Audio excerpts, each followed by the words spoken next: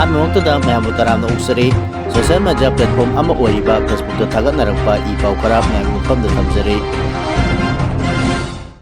ꯔꯤꯝꯁꯇ return examination pass ꯇꯧꯗꯨꯅ ꯃꯇꯝ ꯈꯔ ꯃꯜꯇꯤꯇꯥꯁꯀꯔ ꯑꯣꯏꯅ ꯊꯕꯛ ꯇꯧꯔꯨꯔꯕ ꯅꯨꯄꯥ ꯑꯃ ꯁꯥꯔꯇꯤꯐꯤꯀꯦꯠꯁꯤꯡꯗꯨ ꯖꯦꯅꯨꯏꯟ ꯑꯣꯏꯔꯝꯗꯕꯗꯒꯤ ꯊꯕꯛꯇꯒꯤ ꯇꯔꯃꯤꯅꯦꯠ ꯇꯧꯈ꯭ꯔꯦ ꯍꯥꯏꯔꯤ꯫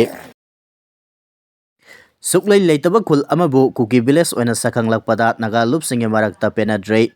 ꯏꯟꯄꯨꯏ ꯅꯥꯒꯥ ꯂꯨꯞꯁꯤꯡꯅ UNCꯗ ꯁꯦꯡꯗꯣꯔꯛꯅꯕ ꯇꯛꯁꯤꯜꯂꯛꯂꯤ꯫ ꯁꯨꯛꯂꯩ ꯂꯩꯇꯕ ꯈꯨꯜ ꯑꯃꯕꯨ ꯀꯨꯀꯤ ꯚꯤꯂꯦꯖ ꯑꯃ ꯑꯣꯏꯅ ꯁꯛꯈꯪꯂꯛꯄꯗ ꯅꯥꯒꯥ ꯂꯨꯞꯁꯤꯡꯒꯤ ꯃꯔꯛꯇ ꯄꯦꯟꯅꯗ꯭ꯔꯦ꯫ ꯀꯨꯀꯤ ꯏꯟꯄꯤ ꯃꯅꯤꯄꯨꯔ ꯀꯤꯝ ꯑꯃꯁꯨꯡ ꯌꯨꯅꯥꯏꯇꯦꯗ ꯅꯥꯒꯥ ꯀꯥꯎꯟꯁꯤꯜ UNCꯅ ꯊꯥ ꯑꯁꯤꯒꯤ 23ꯇ ꯄꯨꯟꯅ ꯊꯥꯗꯣꯔꯛꯄ ꯄ꯭ꯔꯦꯁ ꯁ꯭ꯇꯦꯠꯃꯦꯟꯠ ꯑꯃꯒ ꯃꯔꯤ ꯂꯩꯅꯅ ꯌꯨꯅꯥꯏꯇꯦꯗ ꯅꯥꯒꯥ ꯀꯥꯎꯟꯁꯤꯜ UNCꯅ ꯃꯌꯦꯛ ꯁꯦꯡꯅ ꯁꯦꯡꯗꯣꯔꯛꯅꯕ ꯏꯟꯄꯨꯏ ꯅꯥꯒꯥ ꯂꯨꯞꯁꯤꯡꯅ ꯇꯛꯁꯤꯜꯂꯛꯂꯤ꯫ ꯑꯣꯜ ꯏꯟꯄꯨꯏ ꯁ꯭ꯇꯨꯗꯦꯟꯠꯁ ꯌꯨꯅꯤꯌꯟ AISUꯒꯤ president Lalhung Bariyam, Inpui Naga youth organization INYOꯒꯤ ꯄ꯭ꯔꯦꯁꯤꯗꯦꯟꯠ ꯒꯨꯏꯀꯥꯏꯕ ꯕꯥꯂꯥꯡ ꯑꯃꯁꯨꯡ ꯏꯟꯄꯨꯏ ꯅꯥꯒꯥ ꯋꯨꯃꯟ ꯌꯨꯅꯤꯌꯟ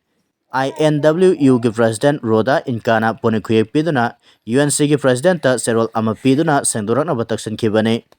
UNCꯒꯤ ꯄ꯭ꯔꯦꯁꯤꯗꯦꯟꯠꯇ ꯄꯤꯁꯤꯟꯈꯤꯕ ꯆꯦꯔꯣꯜ ꯑꯗꯨꯗ ꯊꯥ ꯑꯁꯤꯒꯤ 23ꯇ ꯀꯨꯀꯤ ꯏꯟꯄꯤ ꯃꯅꯤꯄꯨꯔ ꯀꯤꯝ ꯑꯃꯁꯨꯡ ꯌꯨꯅꯥꯏꯇꯦꯗ ꯅꯥꯒꯥ ꯀꯥꯎꯟꯁꯤꯜ UNCꯅ ꯄꯨꯟꯅ ꯊꯥꯗꯣꯔꯛꯄ ꯆꯦꯔꯣꯜ ꯑꯃꯗ ꯀꯦ ꯁꯣꯡꯂꯨꯡꯕꯨ ꯀꯨꯀꯤ ꯚꯤꯂꯦꯖ ꯑꯃ ꯑꯣꯏꯅ ꯅꯥꯒꯥꯒꯤ ꯑꯦꯄꯦꯛꯁ ꯕꯣꯗꯤ ꯑꯃ ꯑꯣꯏꯔꯤꯕ UNCꯅ ꯂꯧꯔꯕ꯭ꯔꯥ ꯍꯥꯏꯅ ꯏꯟꯄꯨꯏ ꯅꯥꯒꯥ ꯃꯤꯌꯥꯝꯗ ꯑꯉꯛꯄ ꯑꯃꯗꯤ ꯆꯃꯝꯅꯕ ꯑꯃ ꯄꯣꯛꯍꯜꯂꯦ꯫ ꯏꯟꯄꯨꯏ ꯅꯥꯒꯥꯒꯤ ꯂꯝꯗ ꯑꯁꯤꯒꯨꯝꯕ ꯀꯦ ꯁꯣꯡꯂꯨꯡ ꯀꯧꯕ ꯈꯨꯜ ꯑꯃꯠꯇ ꯂꯩꯇꯦ ꯑꯃꯗꯤ ꯒꯚꯔꯟꯃꯦꯟꯠꯅꯁꯨ ꯔꯤꯀꯣꯛꯅꯥꯏꯖ ꯇꯧꯕꯒꯤ ꯔꯦꯀꯣꯔꯗ ꯑꯃꯠꯇ ꯂꯩꯇꯦ꯫ ꯀꯨꯝꯖꯥ 2017ꯗ ꯍꯥꯏꯔꯤꯕ ꯃꯐꯝ ꯑꯁꯤꯗ ꯃꯔꯨꯑꯣꯏꯅ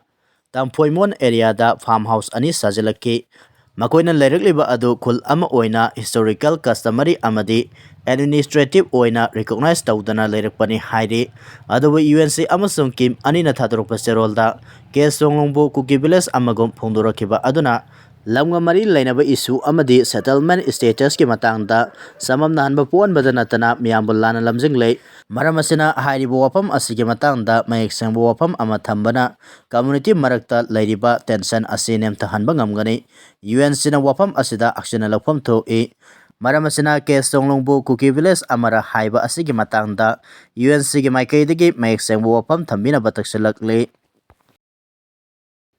ꯃꯅꯤꯄꯨꯔ ꯀꯟꯕ ꯈꯣꯡꯆꯠ ꯂꯨꯞꯁꯤꯡꯅ ꯁꯧꯒꯠꯅꯔꯛꯂꯤ꯫ ꯂꯝꯗꯝꯁꯤꯒꯤ ꯃꯩꯔꯥ ꯄꯥꯏꯕꯤ ꯑꯃꯗꯤ ꯅꯨꯄꯤ ꯂꯨꯞꯁꯤꯡꯅ ꯃꯄꯨꯡ ꯑꯣꯏꯕ ꯊꯧꯗꯥꯡ ꯂꯧꯃꯤꯟꯅꯁꯤ ꯍꯥꯏꯅ ꯀꯣꯀꯣꯃꯤ ꯋꯨꯃꯟ ꯋꯤꯡꯒꯤ ꯃꯥꯏꯀꯩꯗꯒꯤ ꯊꯝꯂꯛꯂꯤ꯫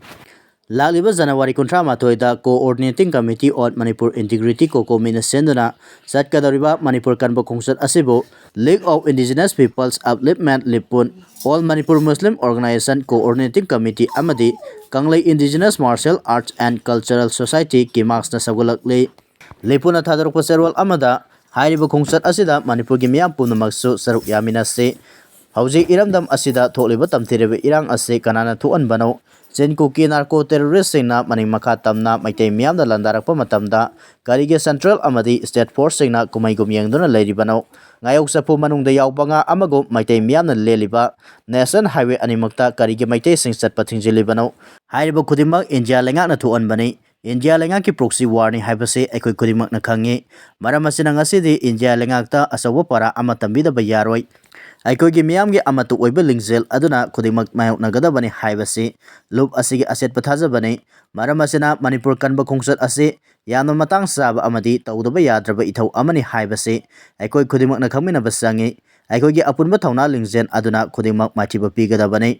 ꯑꯩꯈꯣꯏꯒꯤ ꯑꯃꯠꯇ ꯑꯣꯏꯕ ꯂꯤꯡꯖꯦꯜ ꯑꯗꯨꯅ ꯏꯟꯗꯤꯌꯥ ꯂꯩꯉꯥꯛꯀꯤ ꯄ꯭ꯔꯣꯛꯁꯤ ꯋꯥꯔ ꯑꯁꯤ ꯃꯥꯏꯊꯤꯕ ꯄꯤꯕ ꯇꯥꯕꯅꯤ꯫ ꯆꯦꯔꯣꯜ ꯑꯁꯤꯅ ꯃꯈꯥ ꯇꯥꯔꯗꯨꯅ ꯏꯔꯥꯡ ꯑꯁꯤ ꯃꯇꯝ ꯁꯥꯡꯅ ꯂꯦꯞꯂꯨꯔꯕ ꯃꯇꯨꯡ ꯅꯧꯍꯧꯅꯅ ꯁꯥꯏꯇꯣꯟ ꯇꯣꯔꯕꯨꯡ ꯕꯪꯂꯥꯗ ꯆꯤꯟ ꯀꯨꯀꯤꯁꯤꯡꯅ ꯃꯤꯆꯝ ꯃꯤꯌꯥꯝ ꯇꯨꯝꯅ ꯍꯥꯠꯅꯅꯕ ꯕꯣꯝꯒꯤ ꯂꯥꯟꯗꯥ ꯑꯃ ꯆꯠꯊꯔꯛꯄꯗ ꯁꯦꯟꯇ꯭ꯔꯦꯜ ꯐꯣꯔꯁꯁꯤꯡꯅ ꯀꯔꯤꯁꯨ ꯅꯥꯆꯨꯡꯗꯅ ꯌꯦꯡꯗꯨꯅ ꯂꯩꯊꯣꯛꯄ, ꯅꯣꯡꯆꯨꯞ ꯀꯩꯊꯦꯜ ꯃꯥꯟꯕꯤꯗ ꯁꯦꯟꯇ꯭ꯔꯦꯜ ꯐꯣꯔꯁꯁꯤꯡꯒꯤ ꯃꯃꯥꯡꯃꯛꯇꯗ ꯃꯩꯇꯩ ꯃꯤꯆꯝ ꯐꯥꯗꯨꯅ ꯄꯨꯒꯦ ꯇꯧꯕ ꯃꯇꯝꯗ ꯌꯦꯡꯗꯨꯅ ꯂꯩꯕ ꯑꯁꯤꯅ ꯏꯔꯥꯡ ꯑꯁꯤꯗ ꯏꯟꯗꯤꯌꯥꯒꯤ ꯑꯆꯧꯕ ꯈꯨꯠ ꯑꯃ ꯌꯥꯎꯏ ꯍꯥꯏꯕꯒꯤ ꯃꯌꯦꯛ ꯂꯥꯔꯕ ꯈꯨꯗꯝ ꯑꯃ ꯑꯣꯏꯔꯦ꯫ ꯁꯦꯟꯇ꯭ꯔꯦꯜ ꯐꯣꯔꯁꯁꯤꯡ ꯃꯈꯣꯏꯒꯤ ꯃꯄꯨꯅ ꯀꯨꯝꯍꯩ ꯌꯦꯡꯕ ꯆꯠꯂꯨ ꯍꯥꯏꯗꯨꯅ ꯂꯥꯛꯄꯅꯤꯅ ꯃꯔꯥꯜ ꯂꯩꯔꯕ ꯑꯃꯠꯇ ꯐꯥꯕ ꯄꯨꯟꯕꯒꯤ ꯋꯥꯐꯝ ꯂꯩꯔꯣꯏ ꯍꯥꯏꯕꯁꯤ ꯑꯩꯈꯣꯏ ꯈꯨꯗꯤꯡꯃꯛꯅ ꯈꯪꯃꯤꯟꯅꯕ ꯆꯪꯏ꯫ ꯆꯍꯤ 2,000 ꯍꯦꯟꯅ ꯄꯨꯋꯥꯔꯤ ꯂꯩꯖꯔꯛꯂꯕ ꯑꯄꯨꯟꯕꯒꯤ ꯁꯛꯇꯝ ꯑꯁꯤꯕꯨ ꯍꯟꯖꯤꯟ ꯍꯟꯖꯤꯟ ꯊꯨꯒꯥꯏꯅꯕ ꯁꯤꯜꯂꯤꯕ ꯂꯥꯂꯣꯡ ꯑꯁꯤ ꯃꯅꯤꯄꯨꯔꯗ ꯄꯨꯟꯅ ꯍꯤꯡꯃꯤꯟꯅꯔꯤꯕ ꯏꯄꯨꯔꯨꯞꯆꯥ ꯈꯨꯗꯤꯡꯃꯛꯇꯁꯨ ꯋꯥꯈꯜ ꯇꯥꯃꯤꯟꯅꯕ ꯆꯪꯏ ꯍꯥꯏꯔꯛꯄꯒ ꯂꯣꯏꯅꯅ ꯆꯠꯀꯗꯧꯔꯤꯕ ꯃꯅꯤꯄꯨꯔ ꯀꯟꯕ ꯈꯣꯡꯆꯠ ꯑꯁꯤꯗ ꯃꯤꯌꯥꯝ ꯍꯨꯝꯅ ꯁꯔꯨꯛ ꯌꯥꯃꯤꯟꯅꯁꯤ ꯍꯥꯏꯅ ꯑꯄꯤꯜ ꯇꯧꯔꯛꯂꯤ꯫ ꯀꯧꯕ꯭ꯔꯨ ꯑꯃꯗꯤ ꯊꯥꯡꯖꯤꯡ ꯂꯥꯏꯐꯝꯂꯦꯟ ꯃꯩꯇꯩ ꯈꯛꯇꯒꯤ ꯅꯠꯇꯦ, ꯌꯦꯜꯍꯧ ꯐꯨꯔꯨꯞ ꯈꯨꯗꯤꯡꯃꯛꯀꯤ ꯍꯧꯔꯛꯐꯝꯅꯤ ꯍꯥꯏꯅ ꯀꯕꯨꯏ ꯌꯨꯅꯤꯌꯟ ꯃꯅꯤꯄꯨꯔꯅ ꯐꯣꯡꯗꯣꯔꯛꯂꯤ꯫ koubru amasung thangjing laifamlen asi maitei khaktagi natte yellow purok khudingmakki horokphamni haina kabui union manipur kumgi serol amana phongdorakle kabui union manipur gi president dr k hira kabuina khuyek piduna thadorok serol asina hai ningsing bathok toba matamdagi ipa ipu singna sagonaduna lakraba tana thana yadraba koubru amadi thangjing ase maitei khaktagi oina kuki singna uribasi langani makoina iramdam asigi yelhomina tabana haurakngai gi puari kedongwai dasu khangloi koubru amasung thangjing gi laifam lenda lai khurumbada ayat apan pibase lamdam masigi yelhomida singnabani lawroidabagi maram leite thangjing singda kabui salang maibana leramba tingpui khul lerambagi wari amadi koubru singda kabui sina khundaramba kabui long kabui wana singbagi wari puari ga sagonaduna lakle moirang kanglai ronda kabui tomba kabui salang maibagi nungsiraba ibudau thangjing ga tana thana yadraba puari kaya miyamna khangnari miramdagi hajillaglaga iramdam simunaba honariba sing asidagi aikoi pumana section minaba mathau tare natragadi khunai ase mutkiba yai maramaduna lakliba February 3 ge ayupung 13 taba matamda Manipur Press Club ta CPKT na pangthokadoriba koubru amadi thangjinggi kubam kanabagi mifam asida miyamna saruk yabinaba amadi kabui singnasu saruk yabiyu haina serol asina appeal tawrakle Pakistan के social media star Alina के private video leak ओरपदगे ngai saidaba comments singi isau tholakre Pakistan के social media star Alina के private video leak ओरपदगे social media के platform दा ngai saidaba comments singi isau tholakre hairi report asigi matung inna sahenbi Pakistan के social media star Alina के leak ओरकेबा private video adu AI generated video ra natraga taseng video रा हाइबा सबसाना खंबंgamdre adobo alina gi maikeidagi di social media da viral oriba maki private video adu AI na sem saba video ni haina phongdoropagal lorena kam thengna saukre mahana Pakistan ki Punjab state ki chief minister Mariam Nawaz ta hajaduna maki AI na saba video viral ohelakpada senari ba mioi singe mathakta ahak paserak PBO haina appeal tawkre alina na phongdorokibada video ase sasenaba AI gini haiba khangbadagi ngasi phawbada tumina leirakibani adubo aranba sabin sajinba video adubo yengnaraga mingsa thiba yaba ngangi saidabo wapam kaya social media da ka hena hunduna ngangnarapadagi video ase AI na semani haina phongdorakibani social media da viral oriba video adugi matangda user kharana phongdorakibada private video ase sarana minute mangaga second 13 rom sangba video nei alina masamakna mahaki private video adu AI na sem sabani haijarabasu asengma masamaki video orangmani haibagi signabadi lei Alina Amir hariba SNB social media star ase Pakistan gi yamna historical oiba Lahore haiba mafam aduda leibani fake video sadana mixer thina bo honarakpa sengbo sairak PBO haina government ta mahana appeal tawkhre hairi Zuko tampaki umang sing mai saklatuna Manipur gi Mount isa yausalakre haukiba numin ini asida Zuko tampaki umang sing paksana mai saklakpana Manipur gi khwaidigi wangba sing ama oriba Mount isa naksilakre Press na phangba pauda haukiba pungni punipan asida Zuko tampaki singmai gi umang sing paksana mai saklakibani una wana kangba amadi akan banungsina maram oiduna mai sakpa adu muthatpa ngamdana paksana santorokpani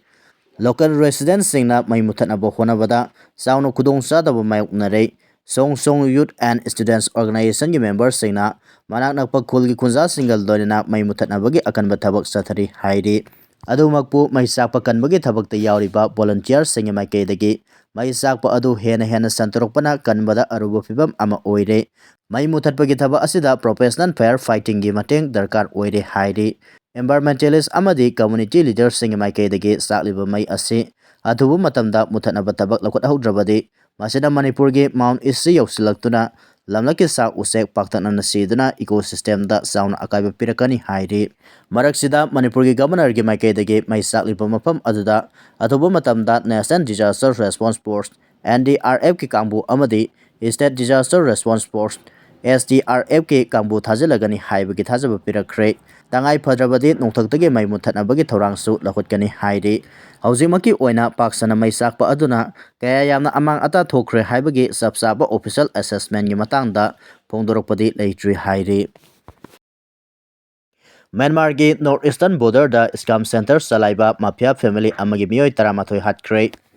एशियादा ख्वाइदगी अचौबा वाथोक ओइरिबा म्यांमारगी north eastern बॉर्डरदा scam center चलाइदुना मियोय कयाबु थबक पीगने हाइना मिता हलगा फाजेंदुना थमलबा मतुंग यामलबा सनफामसिंग रेंसम ओइना लौबा अमदी ओर्गान लालोनबगा मरी लेनना सैनाना ngarang maming लेरबा फैमिली अमगी मियोय 13 हाथ्रे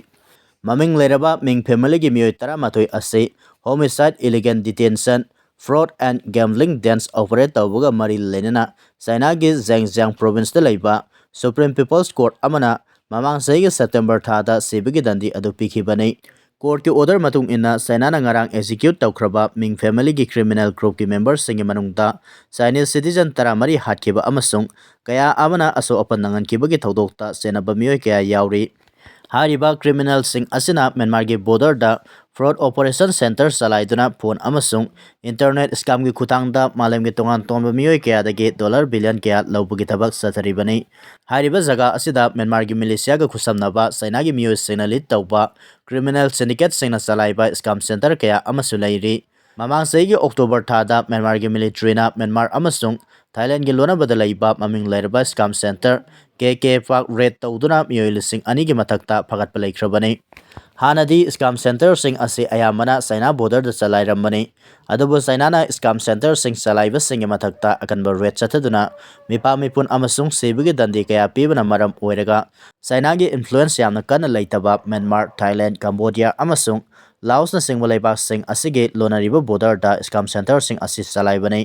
म्यांमार बॉर्डर दा स्कैम सेंटर चलाइबगा मरी लेनना चाइनाना ममिंग लेरबा मिंग फैमिली की मियोय 13 ngarang हाटखिबा असिना म्यांमार स्कैम असिगी ओइना इहान हाना सिबगी दंडी पीबगी थौदो ओइरी अदुबु मसिना अरोइबदी ओइद्रे ममांग सही की नवंबर थादा वाई फैमिली की मियोय 5 अमसु सिबगी दंडी पीख्रे चाइना की ख्वाइदगी वांगबा सुप्रीम पीपल्स कोर्ट असिगी मतुंग इन्ना माफिया स्कैम ऑपरेशन अमसुंग गैम्बलिंग डेंस असिना हौकिबा सही 2015 दगी 2023 फावबदा मियामदगी नमथाक तौदुना डॉलर बिलियन 1.4 की मथक्ता खोंगतख्रे हाइरे